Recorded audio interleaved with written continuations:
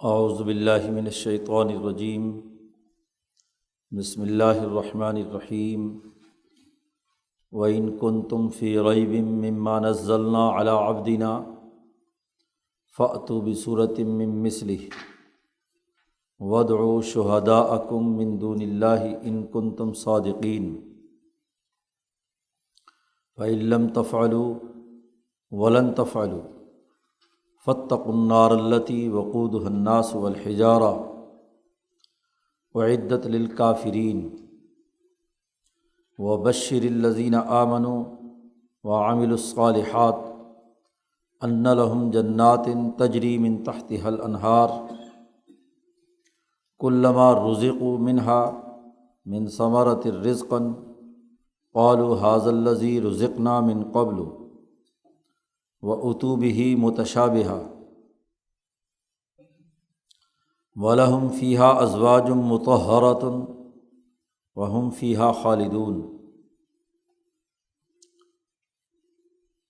اس رکوع سے اس پر دلائل چل رہے ہیں کہ یہ کتاب جو حق کے ساتھ نافذ العمل ہوئی ہے، اس کے نفاذ میں اور اس کے مضامین میں کوئی شک و شبہ نہیں ہے۔ یہ کلام الہی اللہ کی جانب سے آیا ہے اور اس کے مطالب اور مفاہیم اور اس کے قوانین اور ضوابط بلا شک و شبہ انسانیت کی ترقی اور کامیابی کے ہیں۔ اسی لیے شروع میں اس حقیقت کا اعلان کیا گیا تھا کہ ذالک الکتاب لا ریب فیہ۔ حضرت شیخ الہند رحمۃ اللہ علیہ فرماتے ہیں شک کے دو دائرے ہو سکتے ہیں۔ ایک تو یہ کہ کیا واقعی شہنشاہ مطلق اللہ تبارک و تعالیٰ کی طرف سے یہ نافذ ہوئی ہے، واقعی حکومت نے یہ قانون بنا دیا ہے۔ جو آدمی یہ دعویٰ کر رہا ہو کہ یہ حکومت کا قانون ہے تو پہلے یہ پڑتال کی جاتی ہے کہ واقعتاً اس کا نفاذ بھی ہوا ہے یا ایسے ہی اپنی طرف سے کوئی آدمی بات کر رہا ہے۔ اور دوسرا معاملہ یہ ہوتا ہے کہ نفاذ تو صحیح ہو گیا، یہ تو پتہ چل گیا کہ حکومت وقت نے یہ قانون جاری کیا ہے، لیکن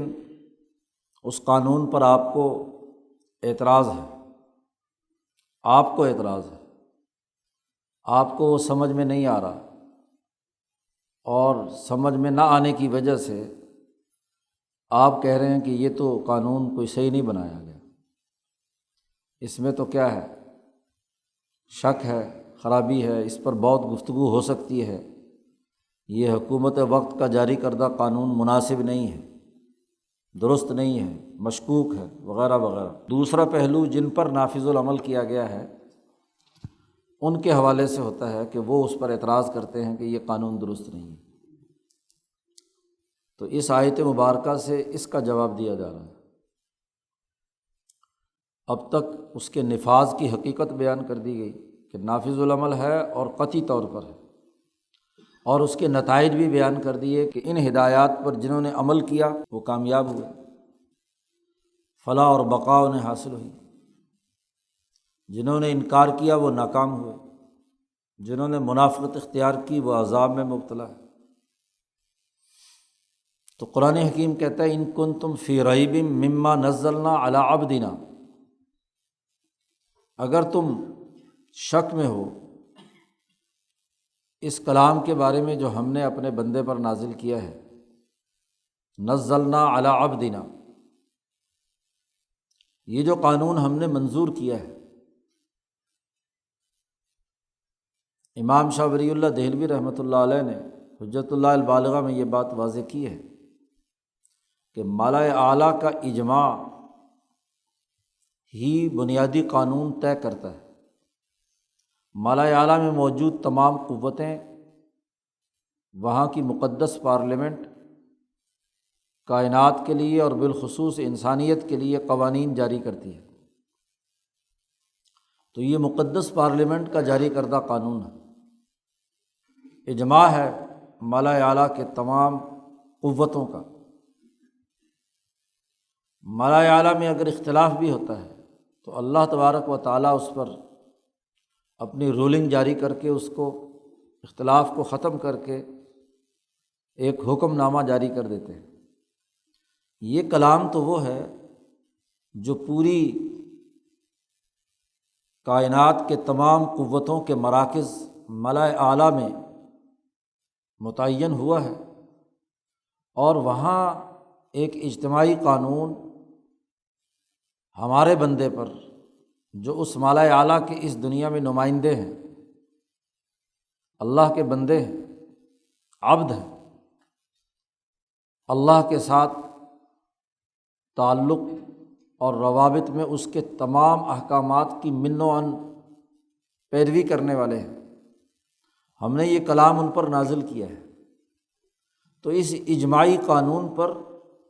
اگر آپ کو کوئی شک ہے اور آپ یہ سمجھتے ہیں کہ یہ قانون کوئی مناسب نہیں ہے، یہ بات درست نہیں ہے، تو یہ گھوڑا اور یہ میدان فَأْتُوا بِصُورَةٍ مِّن مِّثْلِهِ، تو اس قانون کی طرح کا کوئی قانون تو لے کر آؤ، تم ایسا کلام لے کر آؤ۔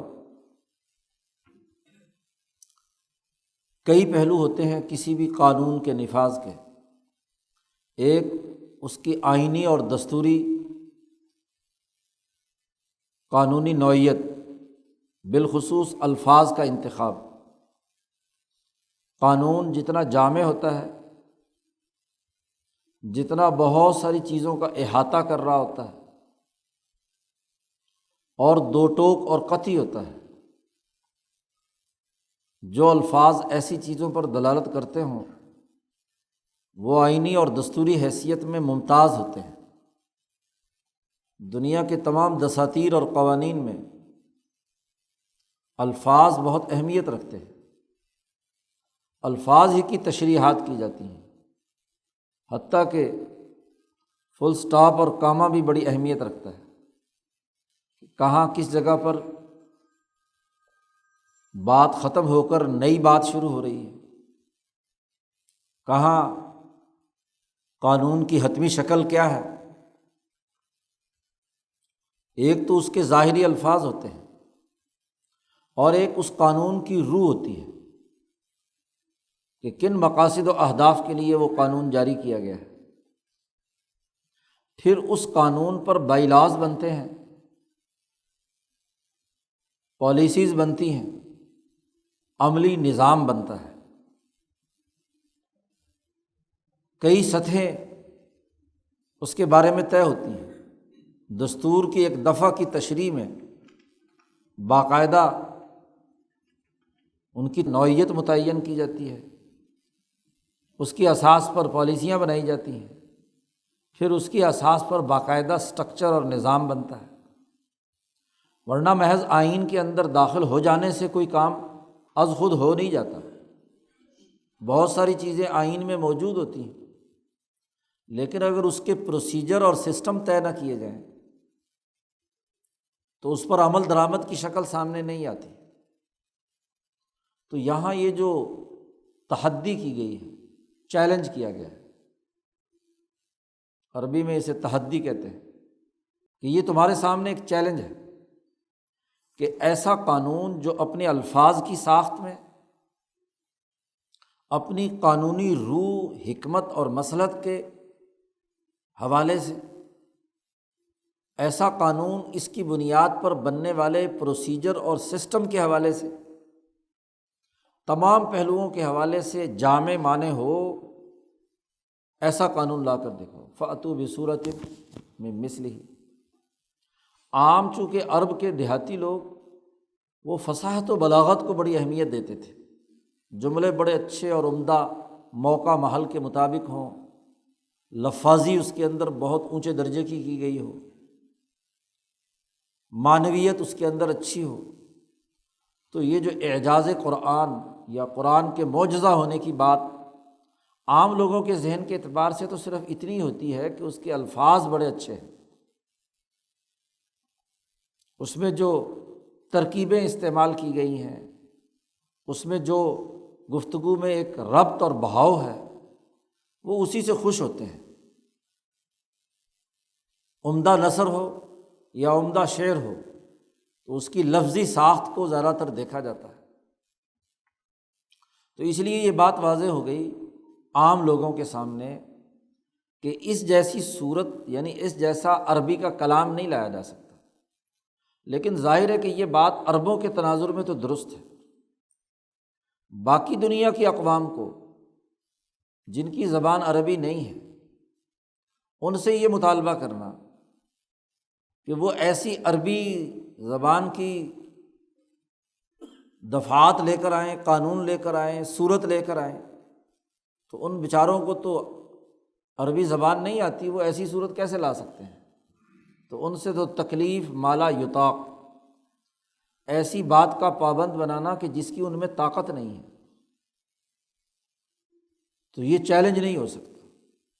ان کے لیے چیلنج یہ ہے کہ وہ ایسے قانون جو اتنی جامعیت کے ساتھ انسانی زندگی کے تمام مسائل کا احاطہ کرتا ہو اور ایسا بہترین سسٹم بنانے کی اہلیت اور صلاحیت پیدا کرتا ہو، ایسا قانون لے کر آؤ۔ بھائی بات سمجھنے سمجھانے کی ہے۔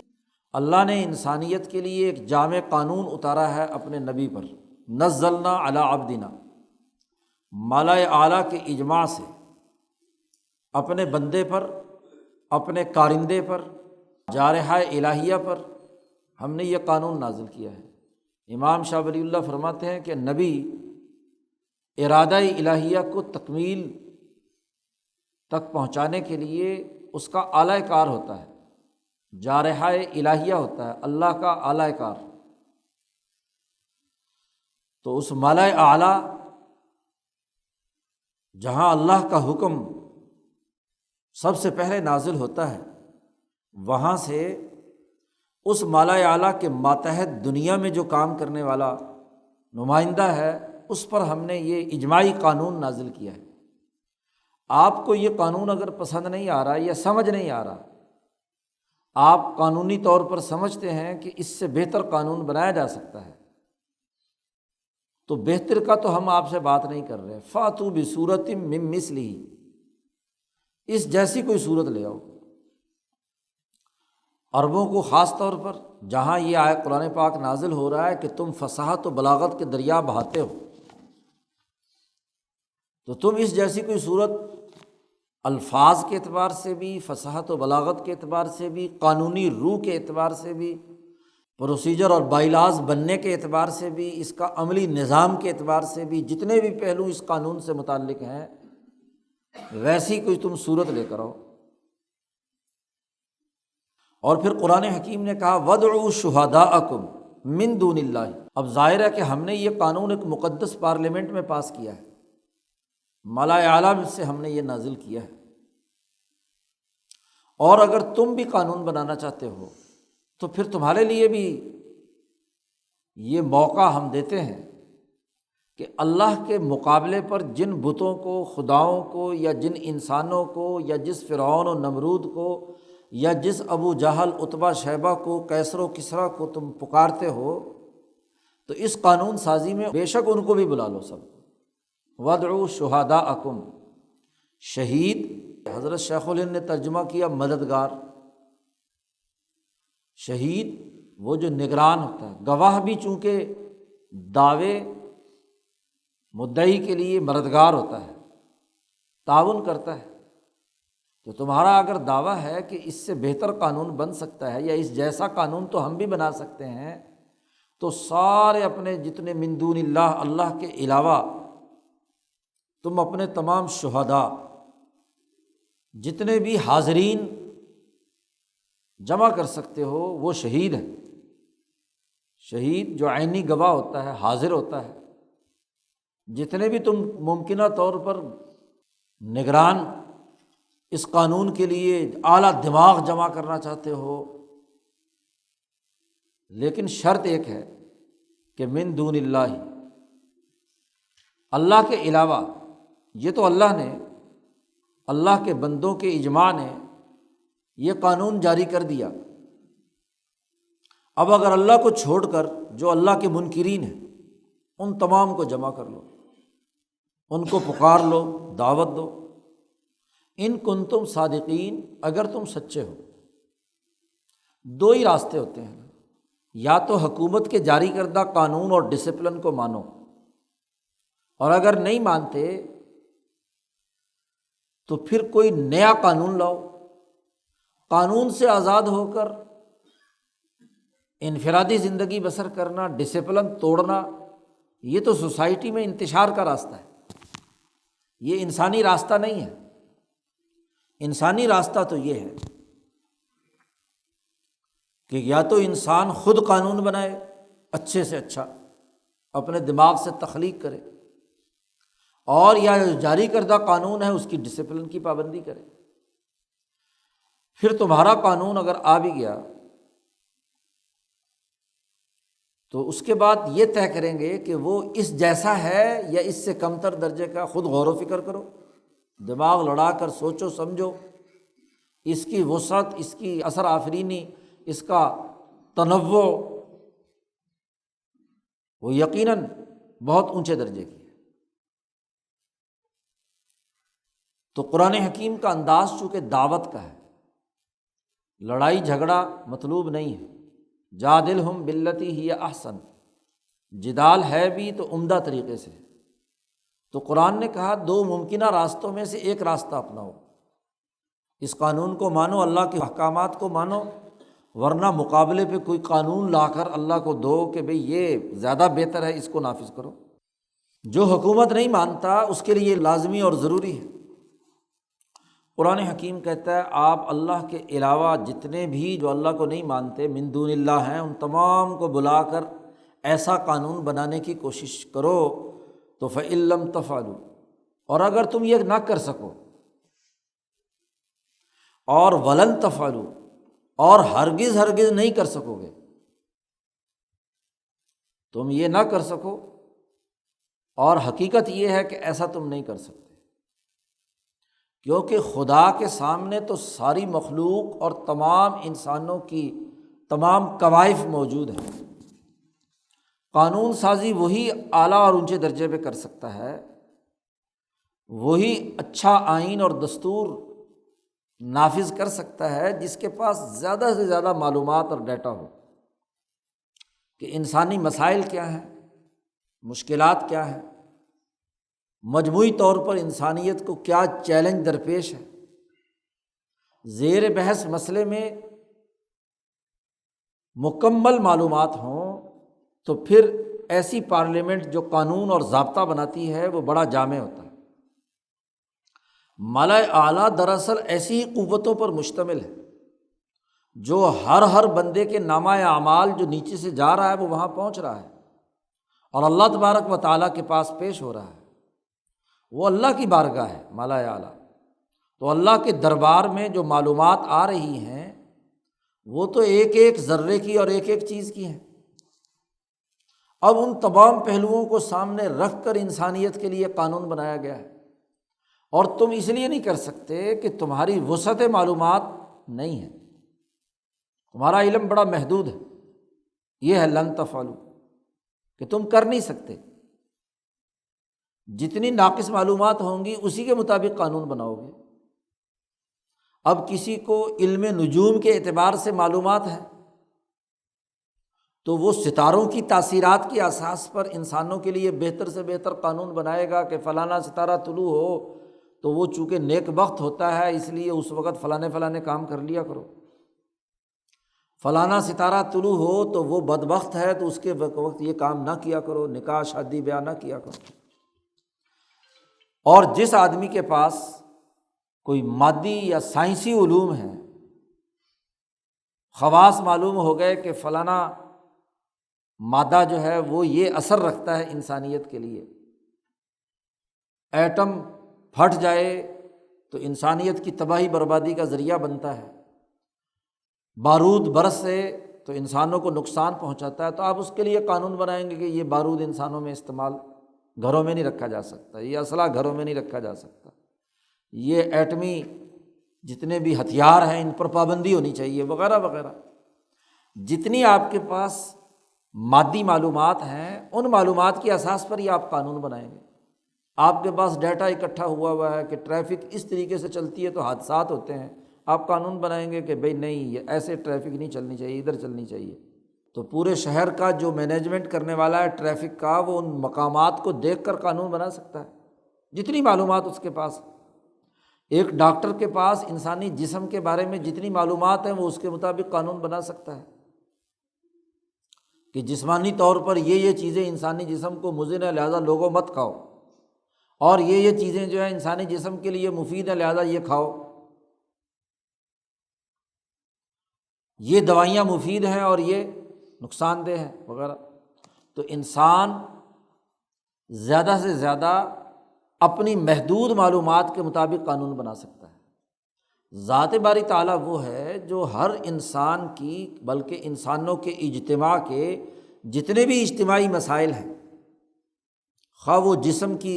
حوالے سے ہوں، روح کے حوالے سے ہوں، عقل کے حوالے سے ہوں، شعور کے حوالے سے ہوں،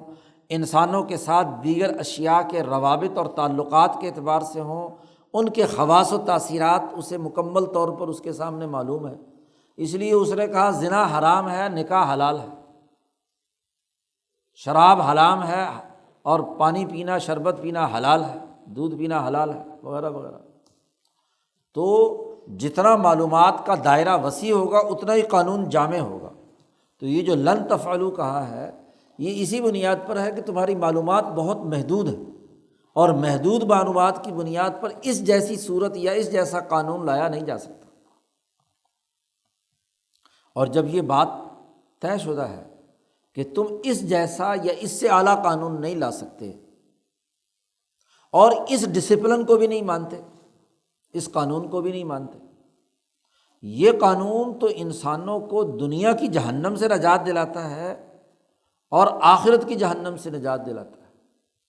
اس لیے جو آدمی اس ڈسپلن کو، اس سسٹم کو نہیں مانتا، اس قانون اور ضابطے کو تسلیم نہیں کرتا، تو فاتقوا النار التی وقودها الناس والحجارہ، ڈرو اس آگ سے کہ جس آگ کا ایندھن وقودھا انسان ہے اور پتھر ہے، اس آگ سے ڈرو۔ انسانیت کو ڈرایا جا رہا ہے، ان لوگوں کو خاص طور پر جو ڈسپلن کے پابند نہیں ہوتے، سسٹم توڑتے ہیں۔ جب لوگ سسٹم توڑتے ہیں، انفرادیت کا شکار ہو جاتے ہیں، ذاتی خواہشات اور لالچ کے پیروی کرتے ہیں، انفرادی مفادات اٹھاتے ہیں، تو دنیا جہنم بن جاتی ہے۔ حسد، کینہ، بغض،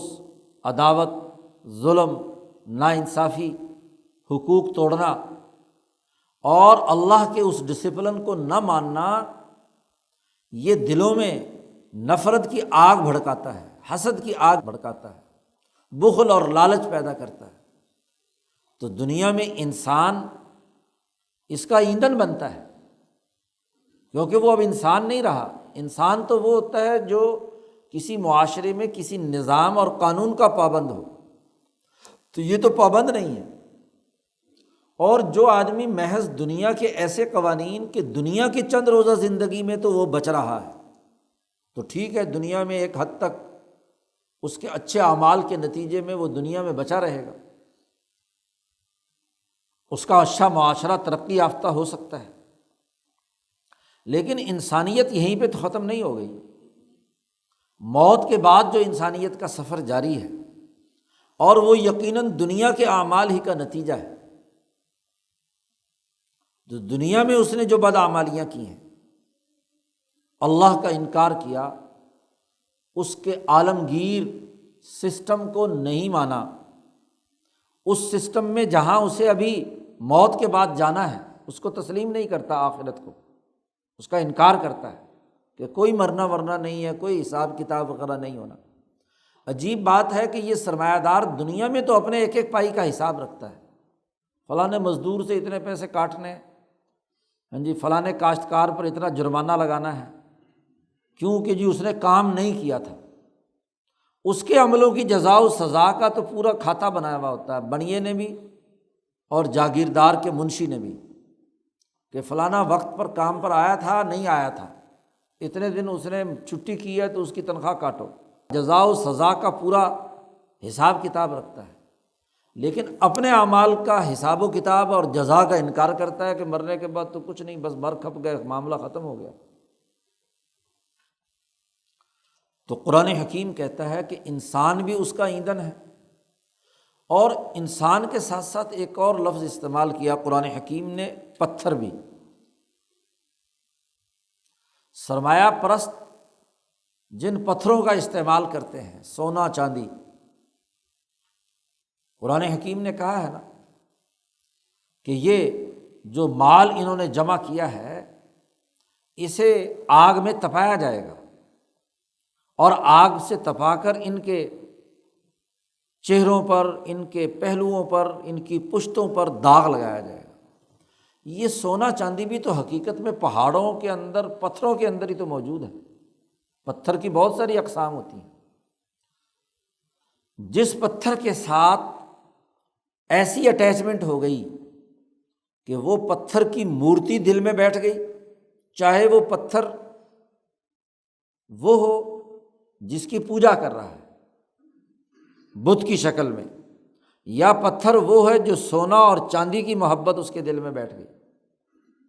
انسان کے دل میں، یا کسی اور معدنیات میں سے، پتھروں میں سے، اور اس سے نکلنے والی آگے بننے والی چیزیں، نباتات بھی اسی سے ہیں اور حیوانات بھی اسی کی اگلی ترقی یافتہ شکل ہے۔ جس چیز سے کی بھی محبت دل میں بیٹھ گئی تو وہ وہاں باقی تو نہیں ہے، اس کی مورتی باقی رہے گی۔ کوئی بچھڑے کی پوجا کر رہا ہے، کوئی کسی جانور کی پوجا، اور کسی جانور کی، گائے کی پوجا کر رہا ہے، تو گائے تو خارج میں فنا ہو کر ختم ہو گئی، اس کی وہ جو تصویر اس کے دل کے اندر پتھر کی طرح نقش ہو گئی کہ وہ اسی کے سامنے سجدہ ریز ہوتا تھا، اسی کی عبادت کرتا تھا۔ سونے چاندی پر اس کی نظریں ٹک گئیں اور وہی اس کے دل کے اندر نقش کل حجر،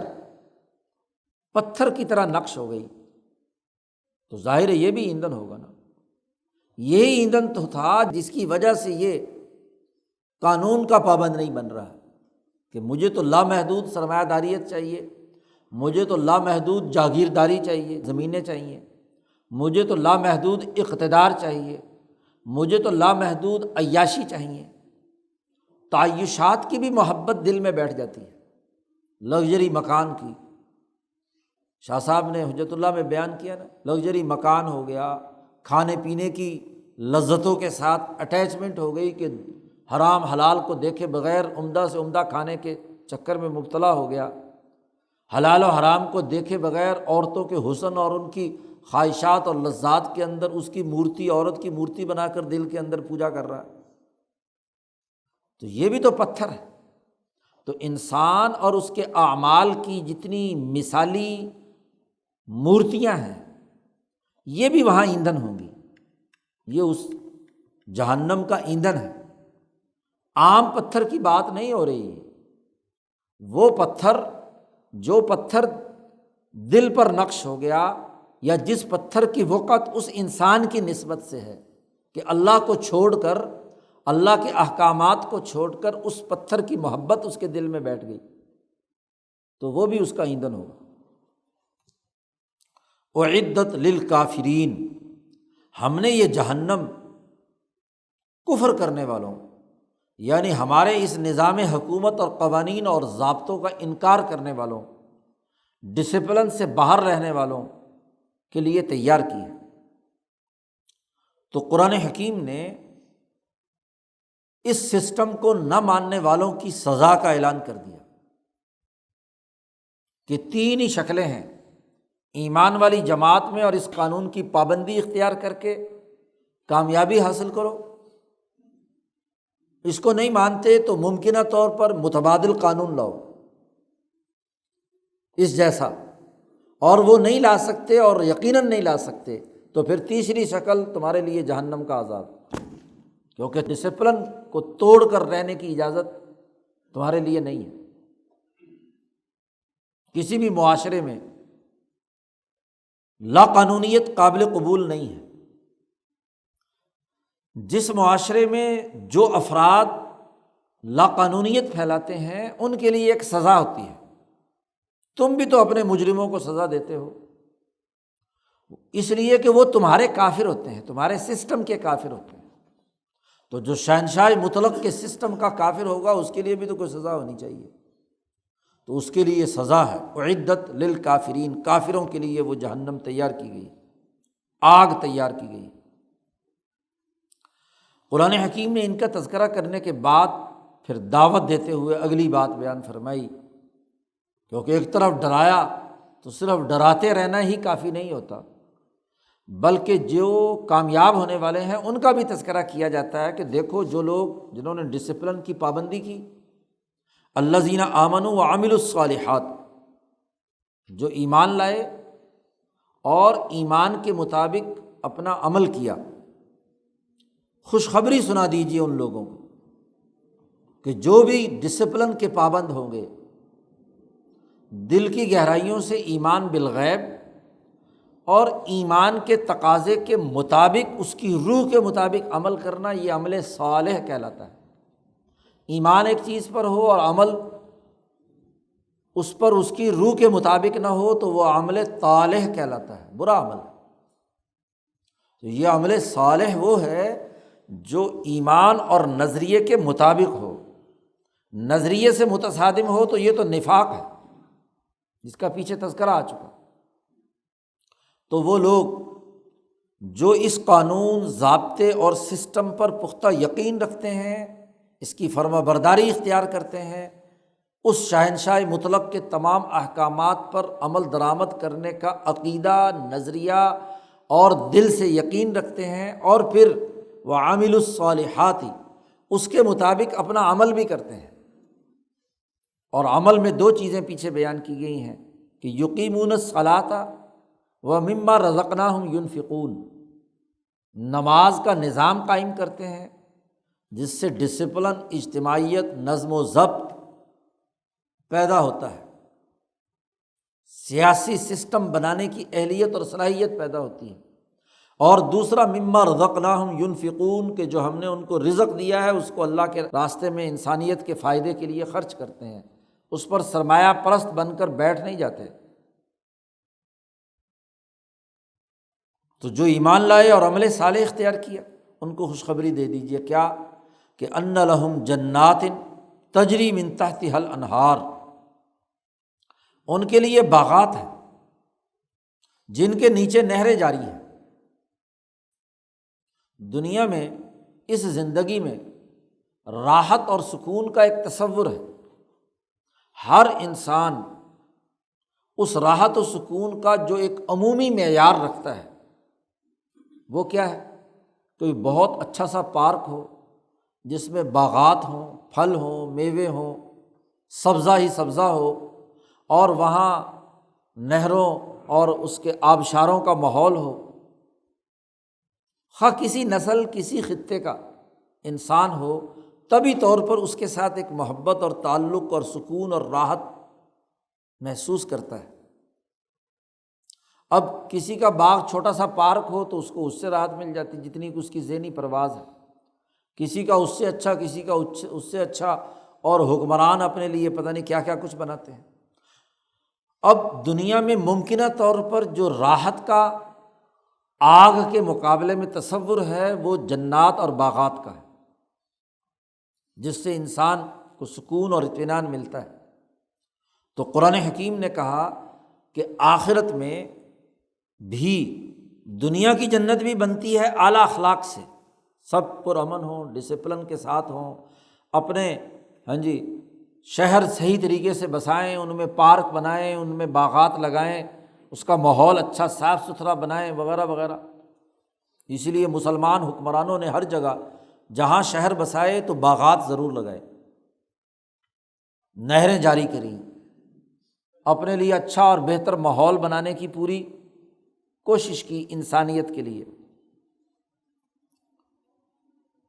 تو دنیا کی جنت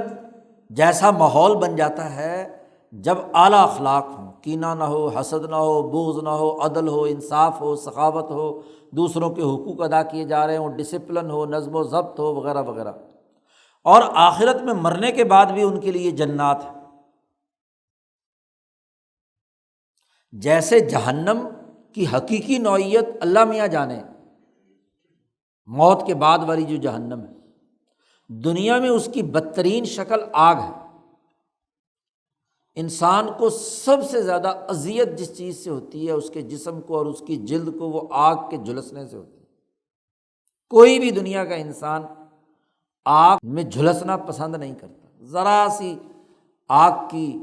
جھلساہٹ اس کے جسم پر آئے تو آگ لگ جاتی ہے تن بدن میں، اور اگر زیادہ مقدار میں جلد جل جائے تو موت اور حیات کی کشمکش میں مبتلا ہوتا ہے۔ اس لیے جتنے بھی یہ جلنے والی عورتیں یا مرد جلد جل جاتی ہے، وہ بیچارے نہ زندوں میں نہ مردوں میں بڑی اذیتناک حالت کے اندر ہوتے ہیں۔ اللہ پاک نے انسانوں کو جو ان کے ذہن کے مطابق سب سے اذیتناک چیز تھی النار، اس کا تعارف کرایا، اور جو سب سے تمام کے لیے راحت کی چیز تھی جنات۔ اب اس کی وسعت، اس کی حقیقت، اس کا دائرہ وہ کیسا اور کتنا ہوگا؟ جیسے احادیث میں آیا کہ تمہاری آگ سے 70 گنا زیادہ آگ ہوگی، وہ طاقت والی، جلسانے والی۔ یہ اگر ایک درجے میں مثلاً 1 ڈگری جلاتی ہے تو اس کے 70 ڈگری جلانے کا عمل ہوگا۔ ایسے ہی جو باغ تمہارا دنیا میں اگر 1% تمہیں راحت دیتا ہے تو وہ 70% زیادہ راحت انگیز ہوگا، زیادہ عمدہ اور بہتر وہ ماحول ہوگا۔ اسی لیے کہا گیا کلما رزقوا منہا من ثمرۃ رزقا، جب بھی انہیں اس جنت میں کوئی پھل کھانے کو بطور رزق کے انہیں دیا جائے گا، رزقوا، جب بھی، تو یہ کہیں گے کہ ھذا الذی رزقنا من قبل، یہ پھل تو ہمیں پہلے بھی دیا گیا تھا۔ لیکن جب اسے وہ استعمال کریں گے تو وہ پہلے سے زیادہ نئے ذائقے کے ساتھ، نئی عمدگی کے ساتھ، نئے بہت سے تنوع کے ساتھ موجود ہوگا۔ انسان جب اسے کھائے گا تو لذت پہلے سے زیادہ بڑھ جائے گی، کیونکہ جنت بھی انسان کے ارتقاء کا سفر ہے۔ تو ہر روز ایک نئی لذت، ایک ہی چیز آدمی بار بار کھاتا رہے تو ظاہر ہے کہ اکتا جاتا ہے۔ اس لیے وہ کہیں گے اتو بہی متشابہہ، ان کو پھل ایک دوسرے کے مشابہ جب دیے جائیں گے تو وہ تو کہیں گے یہی انار تھا جو ہم نے کل کھایا تھا، یہی سیب تھا جو ہم نے کل کھایا تھا۔ حالانکہ کل والے انار میں اور آج والے انار میں زمین آسمان کا لذت، ذائقے میں فرق ہوگا۔ اگر آج آپ 900 یا 1000 کے قریب آموں کی ورائٹی بنا سکتے ہیں پیوند کاری کے ذریعے سے، رائے پور میں ہم گئے تو وہاں باغات آموں کے بہت زیادہ ہیں۔ صبح کے ناشتے میں آم پارٹیاں ہوتی ہیں وہاں آموں کے موسم میں، تو وہاں جس جگہ وہ لے گئے تو وہ پورے باغ میں 900 ورائٹیوں کے آم لگے ہوئے تھے، کوئی کسی قسم کا، کوئی کسی قسم کا، کوئی کسی قسم کا۔ تو اگر آپ اتنے ذائقے بنا سکتے ہیں تو اللہ تبارک و تعالیٰ کے تو جتنے دن زندگی میں یہ جتنے لمحات گزریں گے، جتنی دفعہ بھی دیا جائے گا، اس کا ہر ایک کے اندر ایک نیا ذائقہ اور لذت موجود ہوگی۔ اتو بھی متشابہہ، دنیا میں راحت کی چیز کھانے پینے کی ہے، مکان جنت جیسا باغات کی شکل کا، کھانے پینے کی چیزیں ایسی کہ ہر دم اس کے اندر لذت بڑھتی چلی جائے۔ اور پھر دنیا میں جو راحت کی چیز انسان کے لیے ہے، مرد اور عورت کا تعلق ہے، عورتیں ہیں اور عورتوں کے لیے مرد ہیں، تو قرآن حکیم نے کہا وَلَهُمْ فِيهَا أَزْوَاجٌ مُطَهَّرَةٌ، وہاں بیویاں ہوں گی پاکیزہ سے پاکیزہ، ان کے اندر جو خصوصیات ہیں اس کی تفصیلات قرآن آگے بیان کرتا ہے کہ وہ پاکیزہ خواتین ہوں گی، اعلیٰ اخلاق کی خواتین ہوں گی، اور خواتین کے لیے پاکیزہ مرد ہوں گے۔ ازواج کا لفظ بولا ہے، زوج، زوج مرد کے لیے بھی بولا جاتا ہے اور عورت کے لیے بھی بولا جاتا ہے۔ تو ازواج جمع ہے، آگے مطہرۃ مؤنث کا صیغہ لائے ہیں اس کے لیے، جمع کو واضح کرنے کے لیے، جماعتیں۔ تو مردوں کے لیے ان کی ازواج بیویاں، اور بیویوں کے لیے ان کے مرد پاکیزہ صاف ستھرے، دنیا کی جتنی بھی آلائشیں ہیں ان تمام سے پاک، تو یہ ان کے لیے وہاں موجود ہوں گے۔ تو راحت کا اس سے بڑا کیا ماحول، کے مکان بھی ٹھیک، کھانا پینا بھی اعلیٰ ترین درجے کا، اور میاں بیوی بھی کیا ہے پاکیزہ اور اچھے ماحول میں، بد اخلاق نہ ہو، حسد نہ ہو، کینہ نہ ہو، بغض نہ ہو، لڑائی جھگڑا نہ ہو، ان کے درمیان اختلاف اور جھگڑا نہ ہو، اور کسی قسم کی گندگی بھی جسمانی طور پر ان کے اندر موجود نہ ہو۔ تو اس سے اچھا ماحول کیا ہو؟ تو جو ڈسپلن کی پابندی کرے گا، جو اس سسٹم کو مانے گا، اس کے لیے یہ انعامات ہیں۔ قرآن حکیم کہتا ہم فیہا خالدون، اور وہ اس میں ہمیشہ ہمیشہ رہیں گے۔ جنت کے اندر وہ وہیں ہمیشہ ہمیشہ رہیں گے، کیونکہ انہوں نے دنیا کی زندگی میں، دنیا میں جتنے اعمال کیے، جو امتحان گاہ تھی، اس امتحان میں وہ پاس ہو گیا۔ تو پاس ہونے والا ہمیشہ ہمیشہ پاس ہوتا ہے۔ فیل ہونے والے کے بارے میں تو کہہ سکتے ہیں کہ ایک دفعہ فیل ہو گیا تو دوبارہ کوئی امتحان دے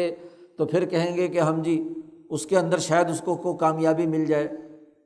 یا فیل ہونے کے والے کے بارے میں یہ کہا جا سکتا ہے کہ چلو جی کچھ سزا دینے کے بعد استاد کہے کہ چلو جی اس کو معاف کر دو، سزا نہ دو، چلو بس یہ ہے زیادہ سے زیادہ۔ لیکن جو پاس ہو گیا تو اس کو دوبارہ فیل تو ڈکلیئر نہیں کیا جا سکتا، تو وہ اس کے اندر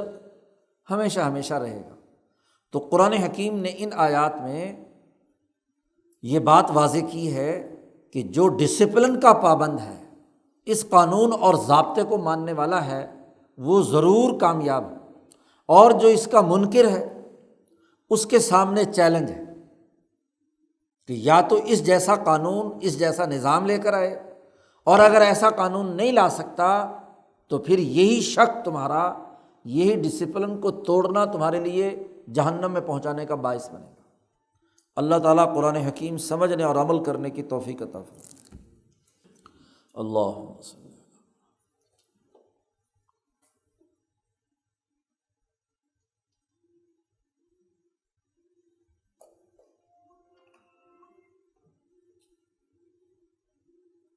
اجمعین۔